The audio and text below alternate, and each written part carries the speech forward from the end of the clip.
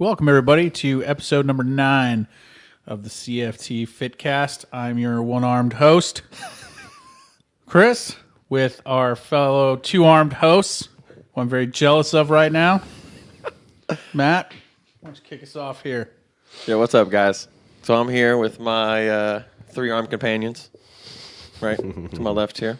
Today we're going to get a little bit random with it. We're just going to talk about performance-enhancing drugs. What is a performance-enhancing drug, and what's the fine line between supplement and performance-enhancing drug? Yeah, I really want this question answered because, right, the doctors gave me muscle relaxers and ibuprofen, and what if I were to enter a competition tomorrow? Does that really help me? I don't think so. No, I'm pretty sure you probably failed the drug test. You would, but it wouldn't help you. But what I'm saying is, does the muscle relaxer really help you perform better? No. That's the thing that would get you on a drug test, right? That's the thing that would get you if you're getting tested for in a competition level. But what does that do to benefit your performance? If your muscles are relaxed, you can't, activate them properly, right? I mean, am I on the right plane here? Yeah, but I would say that you could recover pretty quickly, though. Well, if you ended your training with the muscle relaxer between heats, between with your protein shake events. Mm-hmm.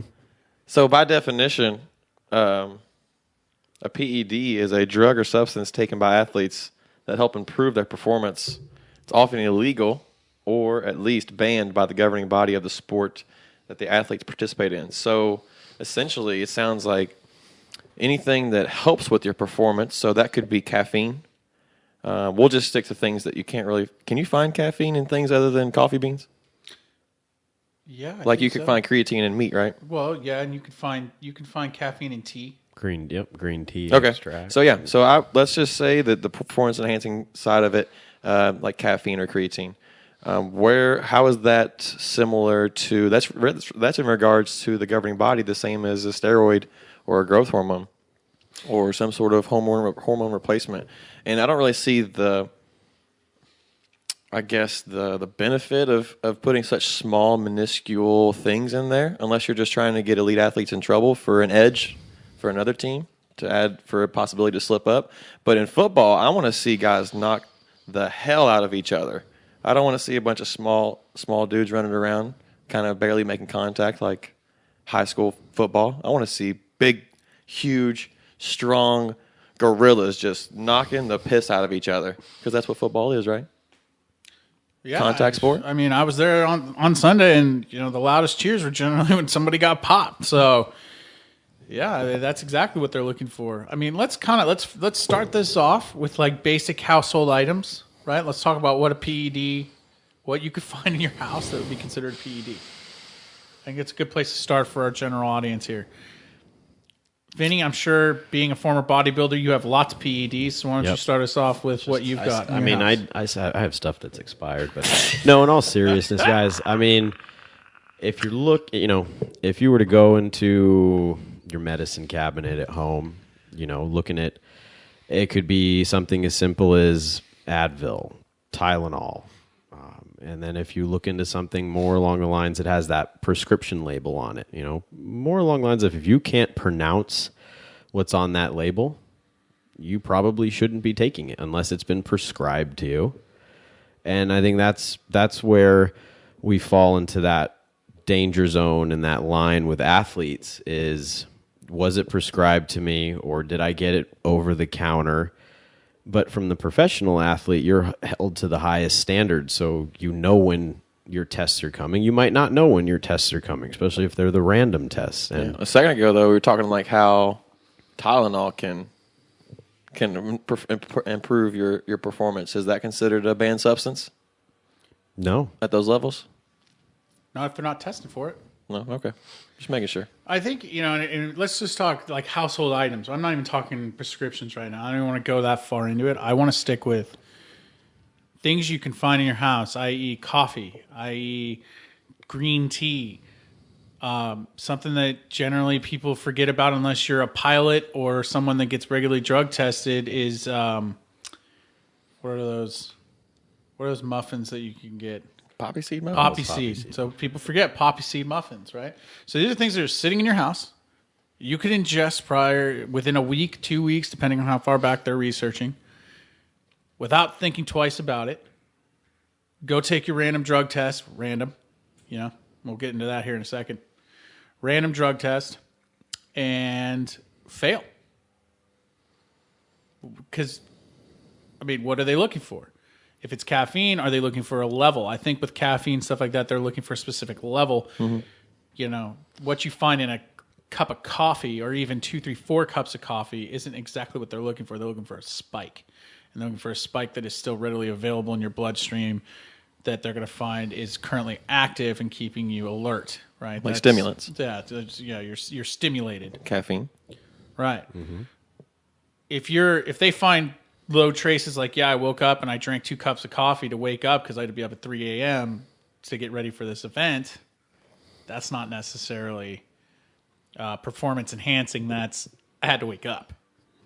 Right. So I think there's a certain level of that too when they're testing. They're looking for those different types of things. Blood levels.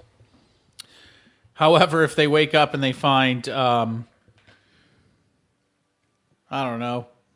estrogen blockers in your system, they're probably going to think you're doing something wrong. Even diuretics. Yeah, even diuretics. If you're trying to cut for a fight, they're going to look for that type of stuff. They're going to look for diuretics, stuff that can make you lose the weight fast. And that's something you can pull right out of a cabinet at your house that you don't even realize. If you were a professional athlete, you couldn't have in your house. These are things that we just take for everyday life. Yeah, and I think most people, when they hear the term PEDs or performance-enhancing drugs, their number one assumption is steroids. Steroids. Or some sort of growth hormone. Shooting up something. Yeah, and I'm sure we all have a friend or somebody who competed at an elite level that have been pop top or something that did get in a little bit of trouble, but it wasn't for anything dramatic like an actual performance-enhancing drug. It was just more of like along the lines of the caffeine where they were dragging in college. They were during, not finals week, but a couple of weeks before finals where you're trying to finish up your papers and stuff, cramming caffeine, hitting Starbucks, and these guys are D1 athletes, and they're held to the same standards almost. And I had a couple friends got pop-top for too much caffeine in their blood, and it was just because they drank a lot of coffee, but they weren't taking caffeine pills. No, you're living off rock stars and coffee and tea and whatever else you can get your hands on that's going to keep you awake for 20 hours to write papers, go to practice, go to class, do everything a student is required to do. Very much similar to a full-time employee that's also trying to train for, say, the Olympics. That's something that has happened countless times. You've got somebody who isn't being funded by their government or is being lightly funded. They have to do everything on their own. Sponsors aren't going to pay for this very, unpopular sport, right? They're not going to throw $1 million at you if you're doing something nobody's going to really watch. So they're doing everything they can to just live a normal life and at the same time train like an Olympic athlete, which we know being around professional athletes at different times in our life takes hours and hours and hours of their time. And they're just taking normal stuff to just stay up. Caffeine pills, whatever it is. USADA walks up and goes, hey, we need you to drug test since you've qualified for the Olympics. Boom. They get popped for caffeine or whatever it is, and they're out. Yeah, USADA is really intense, too, with their processes. I know they do the UFC. And they've been busting people left and right. I know Jim Jones. Yeah, is pretty much done. He'll be in the WWE here in the next year. Think so? Yeah. Like Brock. Brock got popped too, didn't he? Brock got popped and he just went back to WWE and kept making millions. Yeah, still made more money. And then on the opposite spectrum of all that, you have this new TV show or this new series on Netflix. It's called Icarus, or maybe it's a documentary. It's about the Russians and how they led a national funded doping agency and how they maintain and keep up with competing against the different nations in the Olympics. It's really cool. You should watch it. It's called Icarus. I mean, and there's a lot of money that goes into that. Don't think for 1 second Lance Armstrong won that many Tour de France's, got around everything without having millions of dollars being pumped into his blood doping scheme for years. Because he didn't get caught. That was funded. And by funded, I mean millions of dollars research being funded into making sure he was able to go without getting caught. And when someone like Lance Armstrong, it's like with all the championships, like that's making people money. Yeah. And then A lot of people still lose then on the that. stories come out well after the athlete, could be done, or and by then it's already tainted, and you just see like, man, this probably was covered up for quite some time, and why'd they keep it so quiet? And then it paints a bad picture for all the other athletes, especially when athletes like to call out other athletes and say that, oh, everybody's doing it, everybody's using, they just don't get caught.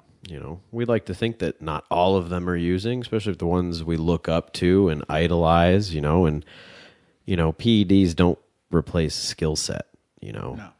It doesn't at all. And I think that's something that's really important. People have this idea that performance-enhancing drugs, unless you're on some sort of Hulk, type substance, it doesn't replace the work that needs to go into being that athlete. They still have to perform at a technical level. They still have to build up their technique, their accessory work. Still got to wake up early every day. Still got to work out the just work as in. much as they did before. The difference is the performance-enhancing drug might allow them to stay healthy longer or recover faster from an injury. It's not necessarily helping their. I personally feel like it helps their performance. I personally feel like it just helps them to train harder, longer, and be more prepared the day that things come. They're not shooting up HGH the day of the competition, going, "All right, man, I'm going to crush everybody." Yeah. The PEDs No. really just help them train. Instead of training at 80%, maybe the PEDs let them allow them to train at 89% recovery, Yep. where they're recovered an extra 9 to 15% than day to day to day training. And if you're more recovered, you're going to have better training programs. If you can have daily training programs that are better every single day versus the individual who's training 10% less than you, that's a huge difference when we're talking about a year of training every single day. That's less off days. No, I'm not talking an off day like I take the day off. I'm talking a day that just training wasn't good. Training just didn't feel right. We've all had those days. Right. And, performance enhancing drugs might help them to train better, harder, 5 days a week instead of 4. Or it might help them to go 3 weeks without a really shitty week instead of 2. They may not have to sleep as much. They may not have to focus on these other things that most athletes have to focus on. They, got to get my 10 hours of sleep. These guys are going, all I need to sleep is 8, and I can train an extra hour. There's little things like that can compound it over a, 3-month, 6-month, year-long training process. That'll give you a slight edge. That's slight enough to win. Big edge. Now, granted, if you look at it the way I do in terms of like the Tour de France, they're all doing it. So really, it's who's working the hardest, right? And they can all jump up and down and say, "Oh, that guy shouldn't have won because he got popped." Well, yeah, you're telling me you kept up that close to him and you weren't doing it? I think and doing an event like the Tour de France is extremely dangerous without PEDs. I agree. I don't think a normal human being could handle that. And it's like when Coach Matt mentioned, when we talk about PEDs, everybody just goes right to steroids, always taking steroids. Like, there are so many different types of steroids, and, to say that it's just steroids, it's to also, well, what type of steroid is this person taking, my father has had to use steroids for more anti-inflammatory purposes. You look at someone like Peyton Manning when he had the massive neck injury, he was doing steroid injections in the neck to rebuild muscle tissue and rebuild connective. He's not using that to benefit him on the field. I mean, if none of those procedures worked for Peyton, if the surgery didn't work, he would have never even been able to step back out on the football field. And then you look at how easy things like testosterone is. You can go into your grocery store and find their supplement aisle, and then there's testosterone in pill form. It's so easy to get. And then you can meet your guy at your local Globo gym, and he might have the goods for you.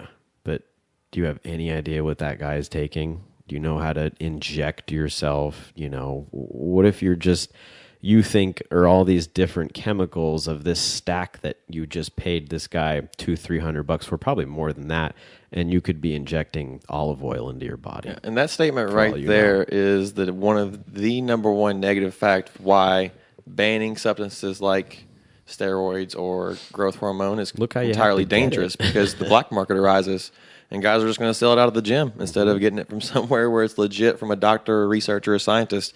That is dangerous. You know, the other dangerous part, I mean, let's call it what it is. If you take an inhaler in certain governing bodies, sport governing bodies, you're taking a performance enhancing drug. Mm-hmm. If you take one extra puff that you didn't need, you are now enhancing your performance if you take that during training. Because your lungs are open, you're breathing better, you're not as inflamed, you're able to work harder, train harder. Is that weird? Is that kind of off? Yeah, but it's the truth. It is what it is. I mean, that is by definition what a performance-enhancing drug is. It's not a vasodilator; it's a bronchodilator. Yeah, it enhanced your performance, even just slightly. More air in equals more gases out. Right. So the whole reason why you breathe heavy is because you have acids building up in your bloodstream, CO2 buildup. If you can breathe more efficiently, you can get rid of more gases and therefore perform better and longer. Yeah, so I think what we're kind of trying to do is just set a baseline here for this first session about performance-enhancing drugs. What are they? What kinds? Like, there's a million different ways to do it, so we just want to kind of get that out there, break away the myth that, you know, let's talk, you know, Gerard, we're going to get to him a little bit deeper in the second part, but just kind of a rough outline of him. He's been doing stuff for a while, right? He's young, but I think he did the Grid League. He's been around competitively for a long time. Out of Australia, got third place this year in the games, got popped. Not much of an apology. People kind of ragging on him for his apology for it. But you know what? I kind of agree with him. You know, these guys are doing what they have to do. The money's getting hired. The things are, you know, and I am not at all glorifying steroids or anything like that, which is why we're kind of trying to get this myth blown away. What I'm saying is people are going to do what it takes to be the best. And, you know, they're going to make mistakes. They're going to break the rules. But for people that want to, you know, crucify him for what he did, you would, if you were broke and homeless, you would steal to feed your family the same way he's going to try to find any way possible to give him an edge to get that money that potentially could set him up for the rest of his life. I agree. You know, so for anyone to sit here and, you know, try to villainize him for what he did, you need to take a step back and realize, well, yeah, he wasn't homeless and he isn't, you know, we don't know if he's hurting for money or not, so I can't say that, but, you know, we do know for a fact he's not homeless. You don't know if maybe he thinks, I got this one small window of opportunity to do this. You know, I got to do whatever I can to make sure I get that lifestyle and I get to that point where, you know, I could buy my own gym, or maybe that's his goal. So, you know, these guys, you know, you don't know what the overall thought process is for these guys making decisions. Their drive. And I think that's something people need to take into consideration when they look at a Lance Armstrong, or look at, you know, one of these other guys that have been popped, or look at any of these NFL players. These guys are just trying to stay on the field. They're just trying to keep up. And, you know, that passion, that drive to win will sometimes make you, you know, jump the curb a little bit here or there to try to keep it going. So that's just something to think about when you're kind of making your judgment decision on the character of these athletes. Think about that. Think about the money that's involved. Think about the lifestyle. Think about the hours and hours of training that they put in every day, the passion. It's enough to make people want to, you know, push the envelope to see if they can't finally hit their dreams. So we'll be back next session here in a couple minutes. Stay tuned. And welcome back. Session number 2 here of the CFT FitCast, episode number 9. We're getting into kind of a heated topic here. this part of it, we're going to kind of open it up. We're all going to talk on our personal beliefs on PEDs. Please drop some questions, your opinions, comments. This is going to be an interesting one, guys. There's really no wrong answer to this. But I think we need to just kind of get out there and say that we kind of crushed the myth in the last section.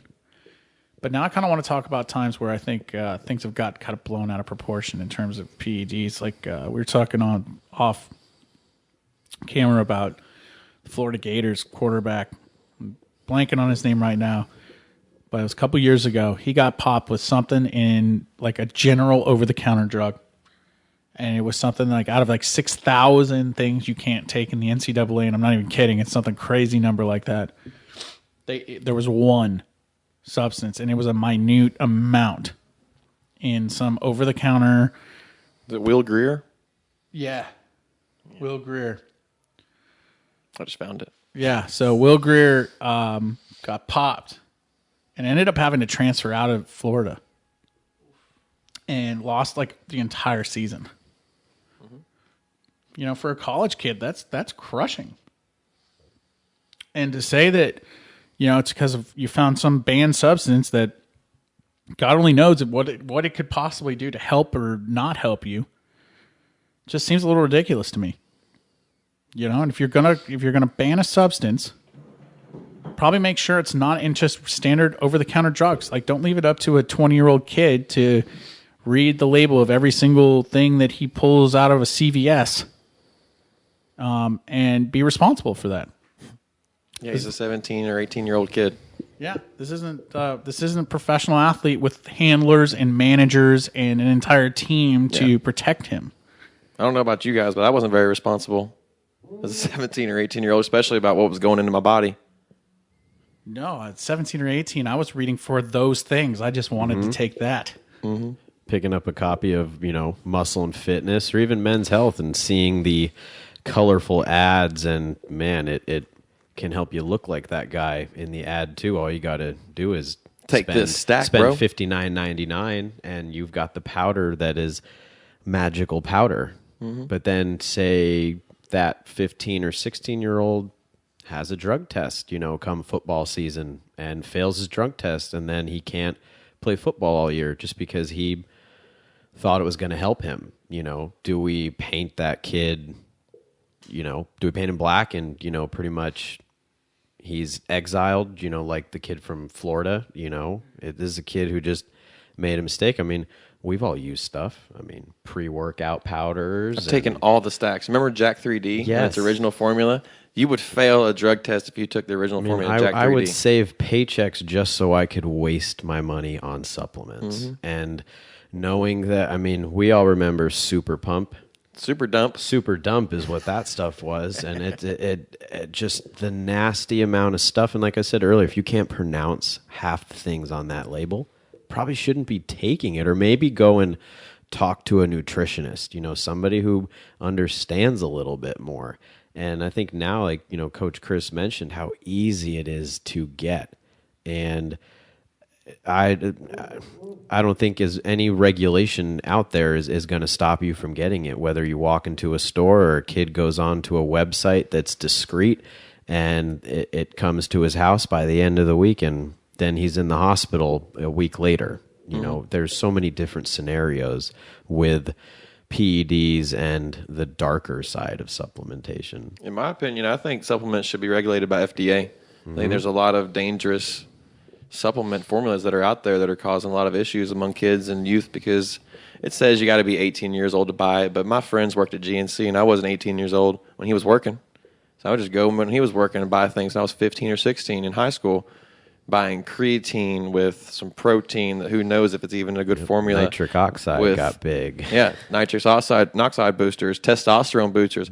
15 years old taking testosterone boosters, folks. Like, just because I thought it was going to get me bigger because that's what I read in the magazines. And that is what we relied on as education for what supplements worked and what was healthy and what was good and what you should eat. Were these, not to throw a name, but for example, Flex Magazine, they're all about pushing the ads for supplement companies. Most of it is ads. And I would just go through and find my favorite bodybuilder, Rich Gaspari. I liked him before he had his Gaspari Nutrition. That's who makes Super Pump. So of course I'm going to buy that. And then you had Arnold came out with his, who actually was, I think his supplement company got dropped because they failed a bunch of tests. Muscle Farm, who's Muscle Farm. That's another one. Yep. So these companies don't have your best interest in mind. They have profits in mind. And if they can slip a quick little formula in there that will get you a little bit of result, but could make you fail a drug test, but that's going to give them more profits because it's going to show that their product actually works. I mean, I've taken things, going into a normal nutrition shop.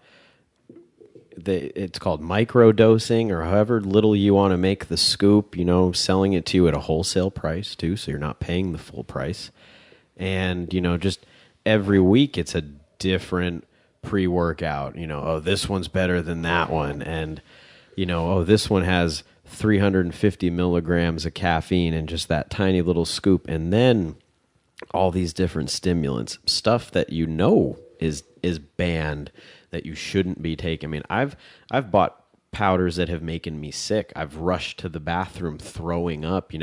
It's not a good feeling when your eyelids start to itch and you just feel blood pumping in places that shouldn't be. And being a trainer, I've had people come to me off the floor thinking that they're having a heart attack because they're going through heart palpitations. And how many scoops did you take? What did you take? They're taking that and those red lines. Yeah, I see them. You're drinking the ready to drinks on top of slamming, and then you see guys.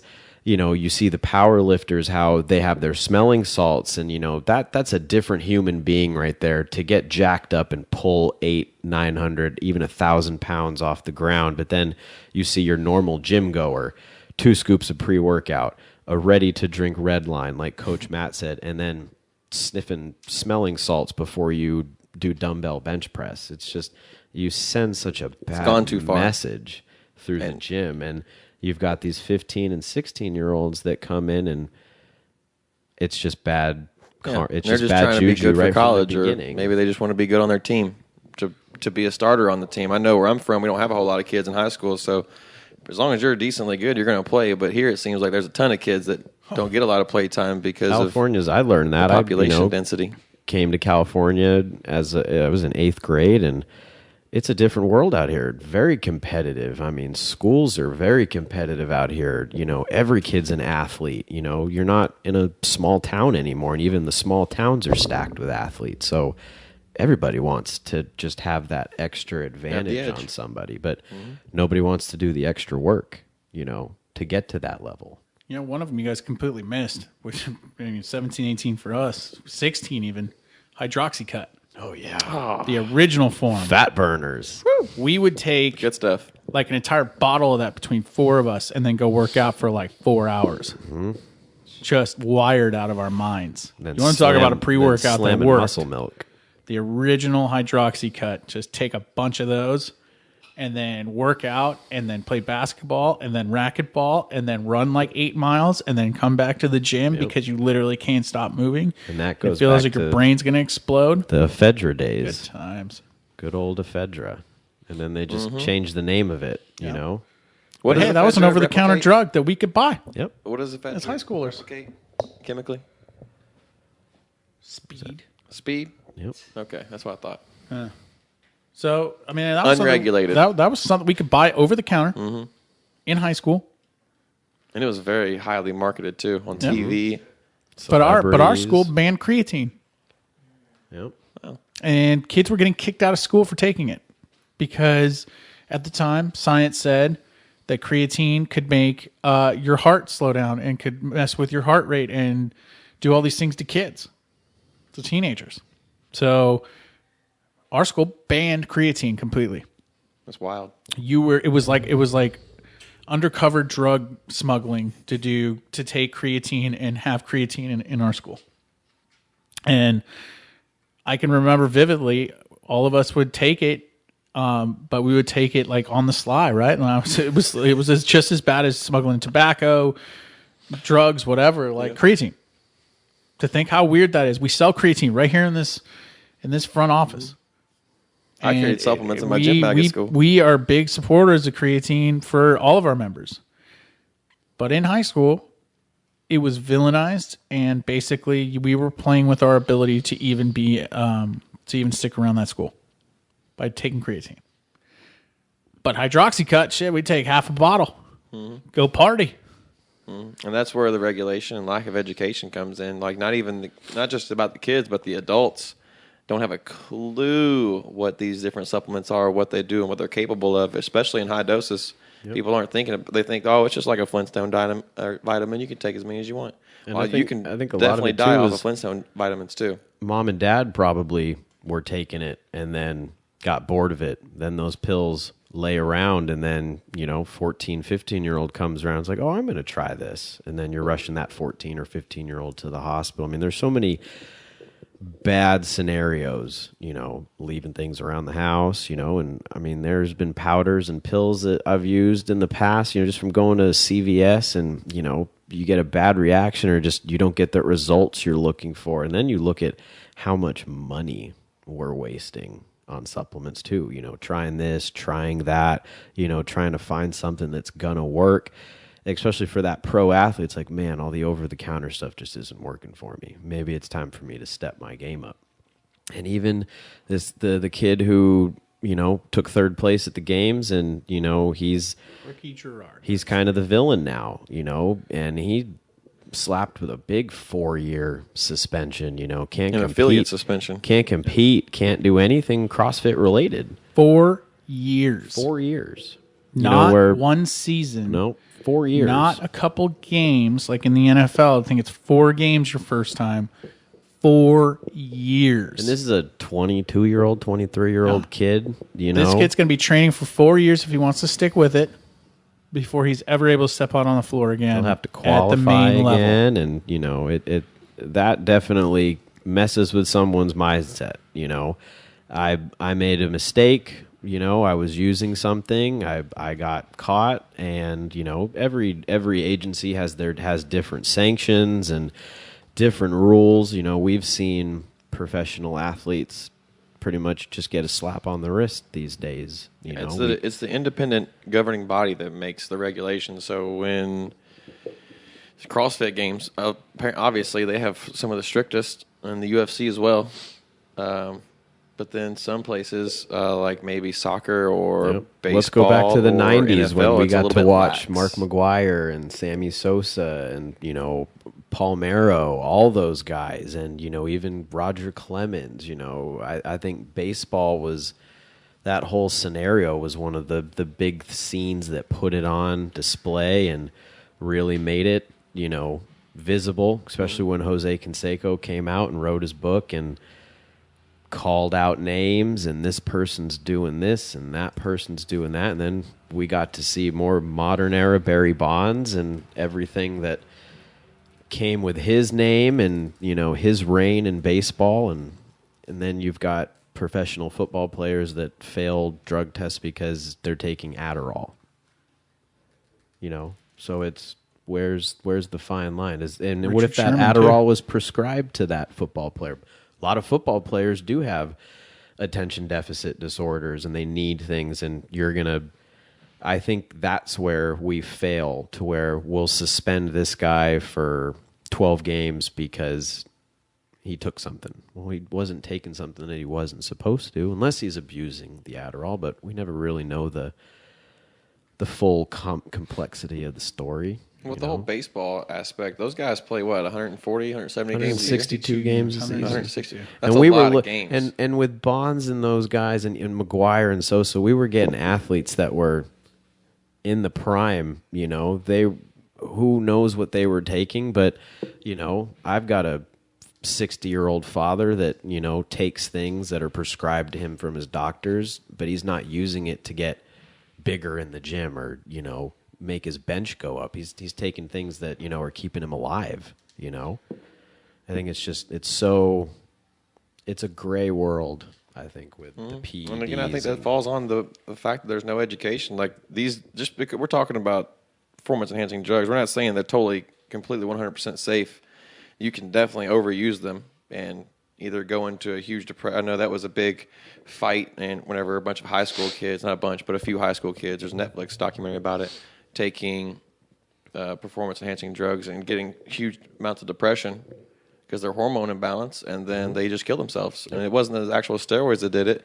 It was a lack of, again, education of what this drug is, how it affects your biology, and what it's going to do to you right now in this stage in your life. What potential side effects there are. Yeah, he went into it blind and not knowing, and he just, not sure his whole mindset, because I didn't know the kid personally, but the whole documentary made it seem like steroids were to blame. And I don't think that was the case. I think if he understood and knew what it is those drugs he was putting into him were doing to him, not just physiologically, but hormonally, and he's at a young age where he's still developing, and he could understand how those hormone imbalances were affecting him and his emotions, I think he probably would have stopped and fixed himself. But again, nobody was there to help. I think definitely too with like the long-term abuse. You know, you look at the bodybuilders of the 60s and 70s, you know, your Arnolds and a lot of those guys, you know, steroid game was different. People were using, and times have changed, the advancements in science, and you look at how bodybuilders have progressed. They're getting bigger.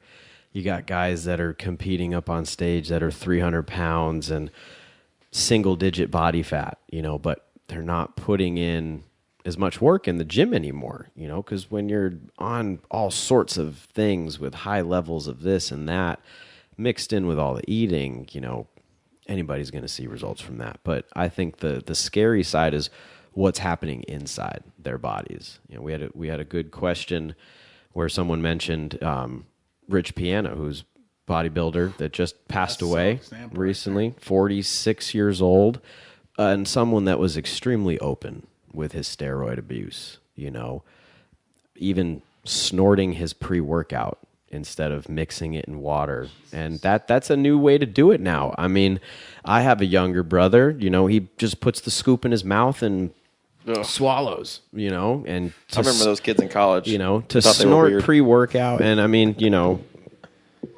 with Rich Piana, you know, nothing against the guy. I mean, he was a fitness professional that made his name in the industry, and a multi-millionaire, you know, who backed his supplements, and who knows? I mean, the steroids probably contributed to the deciding factors, you know, but weeks before Rich Piana passed away, there was a 26-year-old professional bodybuilder who was found dead in his house, you know. So we're seeing it at young age. You see the prolonged effects, you know, the stuff that guys are taking these days. You got to think about your liver and your kidneys and your vital organs, your heart, and training at that nasty intensity. Your body can only take so much, and you have to know when to cycle off things, and you have to know when to say enough is enough, you know. But and in regards of using PEDs on that level, as far as long-term abuse, you got to be really careful with when you get older, because that's a huge trade-off. And maybe that's a little something we could dig into a little deeper when we get back after the break, is long-term effects and how it's going to feel as you get older in your 50s and 60s. Yeah, I have something great I want to add to that from a couple of Rich Piana's 5%er guys that did an interview on Vice, and they talked really in depth about their cycling and their use, and they had some pretty in-depth things to say about their choices and things they might have changed had they known at a younger age. So something we'll get into. We're going to kind of come off topic in the end, talk a little bit more about amateur use too. I think that's something important we're going to touch on. So anyway, we'll see you guys back here in a second. Enjoy this commercial break. I'm Maggie Pedersen. I am 59. I started at CFT in February 2015. What made me decide to try it? Well, I was working with a very dear friend. Her and I were co-workers, and we always commented on how good she looked, on how toned she was. And unfortunately, I had just lost my father. All of a sudden, I had some time. I felt I had some time on my hands. Plus, I wasn't sleeping well. And so she suggested that I come and at least just try it. And I did. And I was hooked. What's up, guys? We're back here for the last part of this episode. We've been on kind of a hot topic, something that can create a lot of emotion one way or the other, a lot of vindication. It's something that has been largely debated, something that has been villainized quite a bit, thanks to general media. However, we wanted to dispel some myths. We got that done in part 1. If you missed that, definitely go back and check that out if you're here live. Talked a little bit more about the professional level in part 2. Now we're going to kind of talk the amateur level. So we kind of brushed on that. Like, you could easily find stuff in your house that would be considered a banned substance. Banned. But there are specific things that people take every day that, depending on how you feel about it, could be considered a performance-enhancing drug or something that can benefit you and your training. We sell a lot of them. They're called supplements. Pre-workout, protein, creatine, casein. If it has an ene in it, it's probably considered a performance-enhancing drug in some sport or governing body. Matt? I agree. Kick completely. us off. I think that, like you were saying earlier with creatine. Creatine was a banned substance in your school. Like, I know caffeine is still a banned substance, and I know a lot of pre-workouts is like number 3 ingredient on the list is caffeine. So yeah, this fine line of what is a PED and what is a supplement, I think, is a very fine, if not a non-existent line. It's movable, as people tend to want to move it. But like I said, I think the one thing that determines what is a performance-enhancing drug is these governing populations that dictate these sporting events or these sporting societies. But as far as you ask the people and the people that watch these events, I think that their definition of what a performance-enhancing drug would be is a little bit different. I think if someone was to take a bump of cocaine before a game, I would argue that that's a performance-enhancing drug. Versus if you were supplementing Test 250 or some sort of steroid or something in your training regime, it's not going to give you immediate benefit. It's something that you have to work, whereas cocaine is going to give you quite an immediate benefit to knock someone's head off. I mean, or what's another one you look that at they like do? old-time athletes, too, like guys like Mickey Mantle. He used to be drunk up at the plate. Babe Ruth smoking cigars, even, there was the bans on the chewing tobacco and everything, anything could be performance enhancing at that point. Babe liked his cigars, Mickey liked whiskey and scotch before baseball games, so you pick your poison, I think, with these performance enhancers. Yeah, I mean, and what's the difference between that and taking pain pills? I mean, I've talked to players of a lot of different sports. I've had the benefit of going to high school with a lot of different professional level athletes that eventually got to that level. And you talk to them, they're like, "Oh, I'm on so many different pain pills, I can't even like keep count." They just tell me to shove them down my throat so I can be ready to play the next day, or that day, or a week from now, or just to be able to walk out of the locker room. Is that no different? Because those pain pills and those shots, like the Toradol I had to take yesterday for my shoulder, it allowed me to be more functional. Right, and it kept me more functional for hours on end. Immediate benefit. You could there's guys like in these sports like baseball, they could get a shot like that and then turn around and go train after a game, and go lift weights or do something else. That if the guy's not taking that type of shot, he's down for a day or two. That's Or a day or guys two that of get an lost injury training. on the field that take a shot and then they're back on the field that Right, same day. they're back on the How field. is that not a performance-enhancing drug? To that level, ice is a performance-enhancing drug because it might allow you to get the swelling down and be able to move at a functional level to be able to perform. Enhances Stay your on the performance. field. Look at the stir up that rock tape caused in the Olympics years back when we saw the volleyball players and a lot of the athletes completely taped up from top to bottom, and the Olympics thought of putting a ban on rock tape because it is enhancing the way the athletes can move and function. They didn't put anything to their body. They just put a piece of tape on their skin. And people want to complain about stuff like that because it's different. It's changing the game. And, the athletes on the other side of the net, well, they didn't have any rock tape on. So we've basically given both sides of the story, right? So we've done a lot of stuff that could create an argument, just kind of more discussional. But I think it's time to hammer home the point. Supplements that we sell, we personally, we research everything we sell here at CFC, not performance enhancing, just general supplementation, right? So things that you're pushing out of your body or using during your fitness, during your training routine, need to be supplemented to live a healthy, happy lifestyle. Performance enhancing, however, unfortunately, there is not one governing body that decides what's performance enhancing and what's not. Yep. So if you go to the NCAA level, they ban stuff that the NFL level doesn't ban. Mm-hmm. The NBA bans stuff that NFL doesn't ban. Baseball allows a lot of stuff to go under the rug that the NFL would have people booted out of the league for. Mm-hmm. So there is unfortunately a broad definition of what a PED is, because somebody gets popped, they don't get told, oh, they used X drug. Nope, the headline says, oh, they got popped for PEDs. So now anything that can be considered a PED being villainized. Caffeine. Probably be a little different PED. reaction if someone had a headline saying Barry Bonds gets popped hot for caffeine. Yeah. I think people would be pretty upset. The fans would be really upset versus if it said Barry Bonds gets popped hot for PEDs. Yeah, I think Totally different reaction. I think if Derek Carr got drug tested after fracturing 3 places in his back. Same day. Taken off the field, 3 fractures in his back. Here, piss in a cup. I don't know about you, but I could have picked a better time to randomly drug test a guy. Mm-hmm. However, is there a reason? Yeah, because there's a lot of guys out there using crazy stuff to stay on the field. Ibuprofen, considered a banned substance in certain leagues and organizations.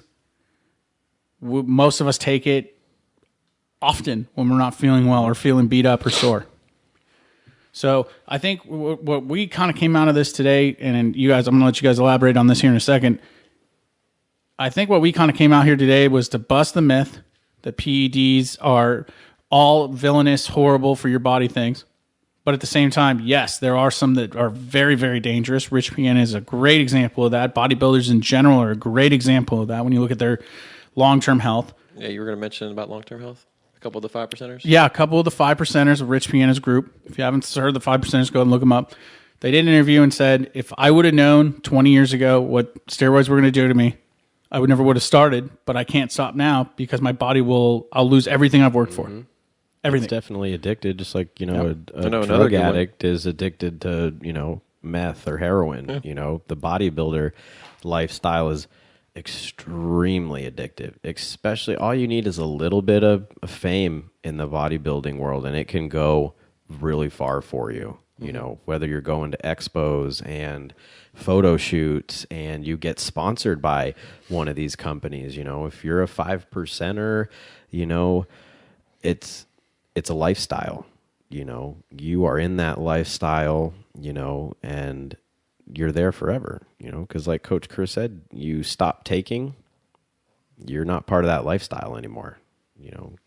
If you want to go the natural route, but even, that's another big myth in the world. I'm natural. I'm all natural. Well, so it was all the chicken Foster Farms makes, but you might want to go and look at where it's coming from. Exactly. To claim you're all natural, I think it's just one of the biggest things that just puts a target on your back these days. And people will dig deep to find answers and obliterate your past and bring up anything to taint your career, especially if it means that person gaining a step on top of you, I know another good documentary that you can look up on Netflix that has really good production quality is Bigger, Stronger, Faster by Mark Bell and his brothers. They did a documentary on steroids and how people overlook the negative side effects or just don't know because they're just trying to get the edge to win. I know Generation Iron 2 just came onto Netflix too, and Rich Piana's featured in that one too. And those do show you a different side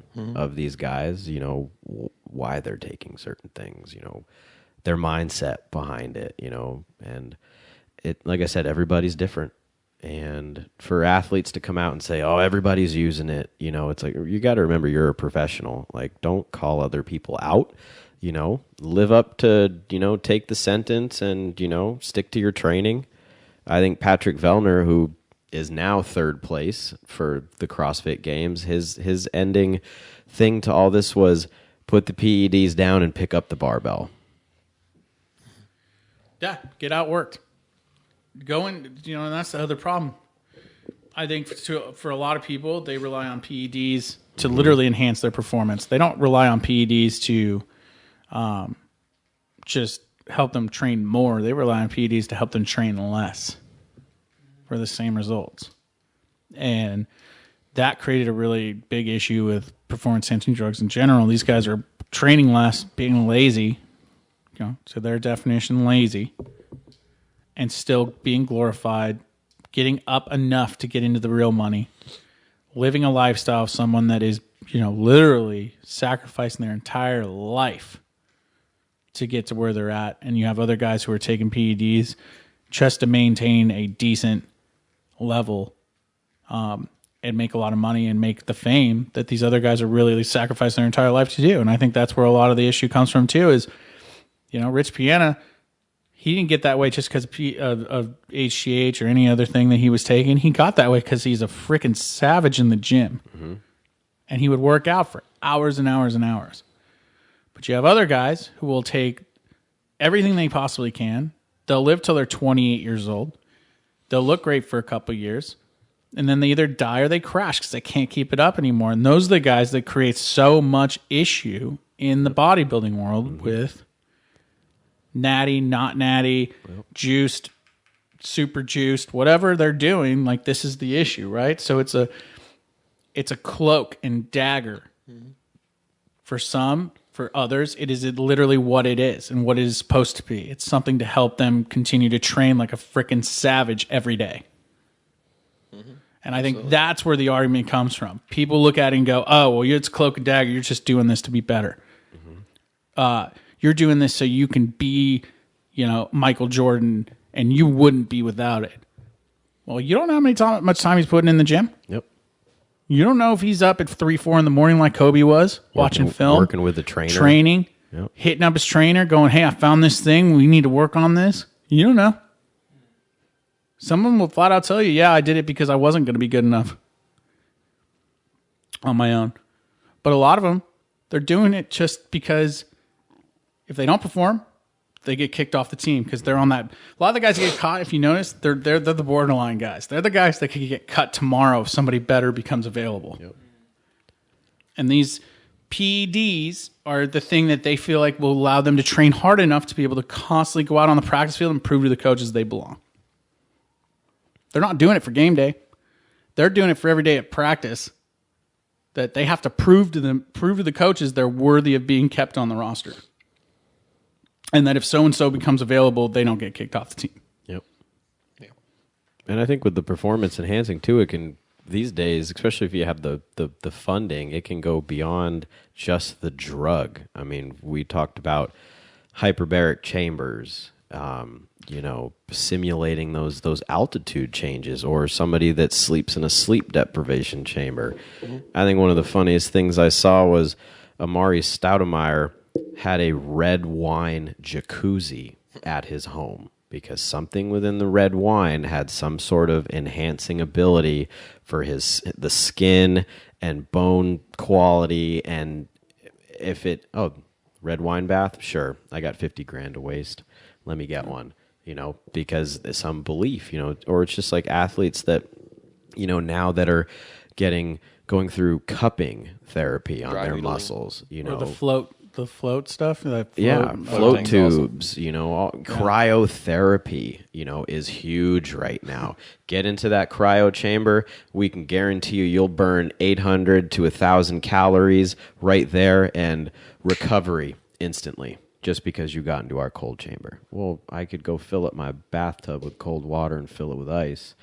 Put a timer on it so it starts freezing an hour before you get in every day. Those are all performance enhancing, and we're looking to, I think most of these athletes, they want to recover quick. especially the CrossFit Games athlete, when we know the games last an entire weekend, the events come at them pretty much random. They don't know what they're going to get. They could get things they've never trained for, like we saw this year on the mountain bikes, and Ricky Garrard won that event. So even I think it's a shitty situation that, out of 42 competitors, the poor kid who finished third is the one that got popped. I find it hard to believe that he's the only one. Who knows? That's when people want to point the finger and say that everybody's using and they all should get caught.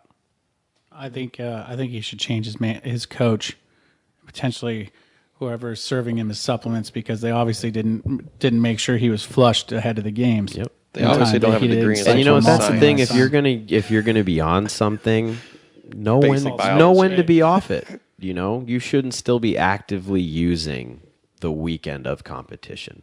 That's 101. Yeah, they shouldn't be finding it in your system when you've had X amount of weeks and months to prepare for this. Know when to cycle off, because it boils down to you got caught and I didn't, because I took the steps to make sure it was out of my system going into my professionally sanctioned event, and knowing too that when you're winning events and you could be the new guy, it does put a spotlight on you, and knowing that those drug enforcers are there and they can grab you right at the end of event and be like, excuse me, you need to come with us. We need your urine and we need a blood sample. Yep. And then it could be weeks later before those blood years, Like USADA just got one of the 2008 Olympian champions. Exactly. Stripped them of everything. The backlog on these tests is ridiculous. 2008. You could have a guy that won a gold medal 20 years ago, and then, here comes a positive test, and we're going to strip this guy of everything that he's won over the last 20 years. Is that even fair? Imagine the guys that got popped that were on relay teams. Yep. And all three of the other guys on their team had to have their stuff stripped too. And it really sucks for, the guy who finishes second behind you, or, the guy that did fight his ass off to get there. Like Fellner said, it took away the glory. Yep. He'll never get to live that glory. To where he fought to get fourth place, and then you're just given third because of a bad test. And it really puts a sour taste in your mouth as an athlete. It's like, I got the podium just because, We got a great question here. What about people who lie about it? They feel like if you're doing it for a purpose and you really believe in it, then own it. But if you hold yourself accountable, but if you get caught and you pretend you're innocent, that's kind of the whack way to go. Yes and no. One, they're going to always say they're innocent because of the myths and issues that come with the stigma of PEDs. Social construct. They don't want to lose sponsors, lose face with their team, lose face with the fan base. Two, who really is going to admit that they're wrong? Yeah. I mean, you go to prison and talk to people, everyone's It takes innocent. a different person to admit that. Every single person in jail is innocent. And that's just the construct of human beings. Yep. They're gonna deny forever, right? Because they don't want to face the music on that. But at the same time, some do say, yeah, I got caught. Rich Piana always came out and said, yeah, steroids suck. I take them.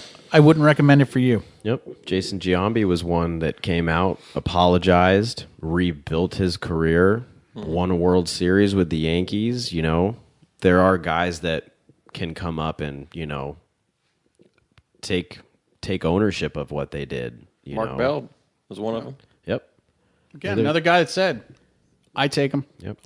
There's people that we wouldn't look up recommend to it in for this you. industry that are open about what they use, but are they using it the entire course of what they're preaching? No. They know their limits. They know when to get off stuff. There are some guys that just don't.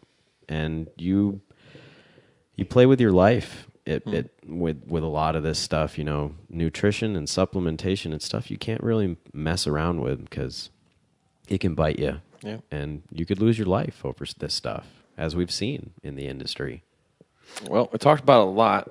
Chris, you want to roll us out? No, go ahead. Roll us out, man. So we talked about a lot today, a lot about performance-enhancing drugs and supplements and the differences. If you have any questions, feel free to leave us a comment or shoot us a text or an email. Other than that, thanks for watching. Had a great time. All right, guys, we're coming back for a special fourth part of this episode. Why? Because this is a very hot topic, a lot to talk about, so we didn't want to miss out on this last part. We're going to talk about our own personal opinions on the subject. My personal opinion, I'll start this off. Performance-enhancing drugs, if you're talking about legitimate, potentially dangerous drugs, a lot of the steroids, a lot of black market steroids, stuff like that are very, very dangerous. And if taken too long or easily addicted to, can cause you to die at a very young age, 25, in your 20s, 30s, 40s. Some guys outlive it. Some guys survive forever. Same way you could be a smoker and survive till you're 100 years old, chain smoking every day, and somebody else is going to die at 35 from lung cancer. So, yes, there are the outliers, but in long and short of it is there are certain things you could call a performance-enhancing drug that are very bad for you that I do agree should be banned from everywhere, period. I don't care how great it makes you. I don't care how entertaining the sport would be if people were allowed to use it. If it's that deadly, I don't care if you're an adult or not. That's something that should be banned, period. However, there are other things like testosterone. You want to lift a little harder. You want your body to heal a little faster. Yeah. I don't see why that's a big deal. These are professional athletes making millions of dollars. They need to be healthy and on the field. These guys are trying to make a lot of these guys that are taking it are borderline athletes that are borderline on the team and can lose their job at any time. If that's what it's going to take for them to keep their job and be able to feed their family and potentially build a nest egg to be able to retire or start another business in the end, you can't really hate on them for that. So that's my opinion, and I'm sticking to it. Well, I think for me, like Coach Chris said, the performance-enhancing drugs, it really has to be, what are you taking? What are you taking it for? Who prescribed it to you? There's so many different things out there, like we've discussed, from your regular protein powders to caffeine supplements to the not so harsh things, But for me, if you're going to use it and you get caught, own it. Don't bring other people into it, And for me, nothing is going to get you to where you need more than just hard work and determination in the gym. And we had an awesome interview that we got to listen to with Jacob from TZ Strength that Coach Chris got to do. And something that really stuck out was when he said, don't care about how many workouts you miss in a week or you miss in a month. Worry about how many workouts you miss in a year and just train. It's going to take more than a year. I've been exercising for over 20 years now, and I'm still not where I need to be. But nothing outweighs hard work and a skill set. And if you need to take something to give you that little competitive edge, I'm not going to knock you. I'm not going to not coach you, but it's know what you're putting into your body and knowing that the person that's putting in the extra hours out on the floor and working harder, you're going to be the one that's going to get the results that you need to be and live a healthier, drug-free life, So that's how I feel about it. Coach Matt? That's that. Well, we saved the best for last. I think they're both right. I'm not going to waste any time saying the same things that they just said. I don't think that governing bodies of individual sports should tell us fans what's banned and what isn't. And these athletes, I think there should be a federal or some sort of one individual body that tells and explain and sets those standards. Two, it comes down to education of the youth and education for adults as well. Knowledge and an understanding that if you're introducing these hardcore performance-enhancing drugs like steroids or hormone, we'll call it hormone therapy. I won't even call it a performance-enhancing drug. It's hormone therapy because they're hormones. If you're injecting these hormones, you need to understand that there is a direct trade-off with the quality of life that you're going to have whenever you get older. And so if you're okay with being a professional athlete and you want to find that edge, any professional athlete, whether it's a striking sport, a contact sport, or a minimal contact sport, there's going to be wear and tear to your body. And injecting more hormones and hormone therapy to that is going to increase the wear and tear that you're going to put on your body because you're able to work more, harder, faster, and stronger. And this is something that they talk about in Bigger, Faster, and Stronger is that trade-off. And as long as you are understanding of that and you're aware of that, me personally, I love seeing professional athletes perform way past what they think they can, especially way past the bar because it's entertaining. Why do we watch sports? Why is sports on TV? Why is the Coliseum now named the T-Mobile Stadium? I don't know. The Coliseum, like the Coliseum. Oh no, it's not named anything right now. Not named anything right now. Well, just You putting got Oracle Arena, stuff like that. They're doing that because it's entertainment. So why not let these athletes perform at their maximal potential, recover fast while they're in this dangerous sport or this dangerous time in their life where they're really beating themselves up? Yeah. I think it's necessary. We don't want to watch a bunch of skinny guys play flag football, on Sundays. I'm going to say, yeah, that's exactly what it is. I think if you're going to be a professional athlete, there's certain things you're going to have to do that average people should not do. So, yeah. Take it with a grain of salt, folks. Yep. PEDs, guys, doesn't mean that they're taking some sort of horrible, terrible thing that they're going to tell your children about and then be horrible role models. PEDs are it's just too broad of a term. So yeah, there are some PEDs that are bad for you, but 90% of them pretty standard things you can find in your house. To summarize it, own up to what you're taking. Yep, and just as an athlete, they need to own up to what they're taking. Know what you're taking. Be a professional. Yep, exactly. So that's it, guys. We're cutting it off today. We just want to kind of get that out there and make sure everybody understands our opinions on this, and that the fact is these are our opinions. They do not fit the opinions of every single person here at CFT. So this is just what we feel as individuals. All right, guys. Thanks. Have a great day.